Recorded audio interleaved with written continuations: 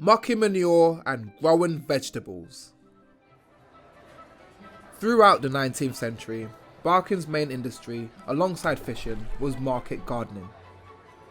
Vegetables were grown in huge quantities and animals, mainly pigs, were raised too.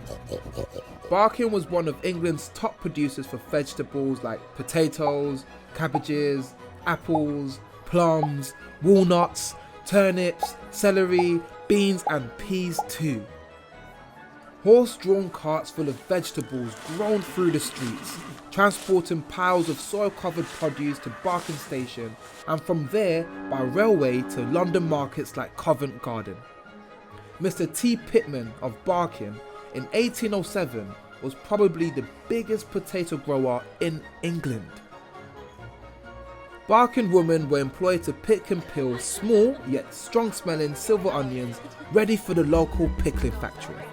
They got quite a reputation amongst locals for the oniony odour that followed them wherever they went.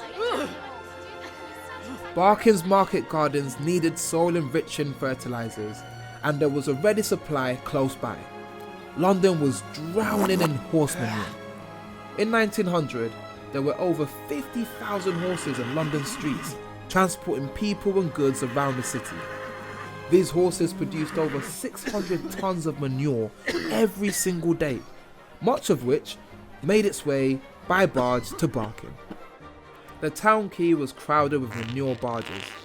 Dumped on the quayside, the pungent fertiliser was loaded onto open carts and transported through the main streets of the town to reach the farms and the market gardens on the other side. The smell from the manure was so strong that a song was written about it. The barges by the river bring the savoury London muck, which at Pleasant Barking Station is shifted to the truck. And so pungent is the odour by the station as you go, that barking causes biting to the eyes and nose also. Sloshing off the side of the carts, splattering people's homes and even flying through the windows, the manure got everywhere. To make matters worse, it wasn't always just made out of horse poo. Night soil from people's cesspools, along with waste from slaughterhouses in the city, were mixed in, making for a smelly mass that disgusted the people of Barking. The stench was reported as offensive and unbearable. A local councillor stated in 1889, "I have seen people made sick in the street from the horrible stench and others unable to eat their food." In 1851, there was an outcry.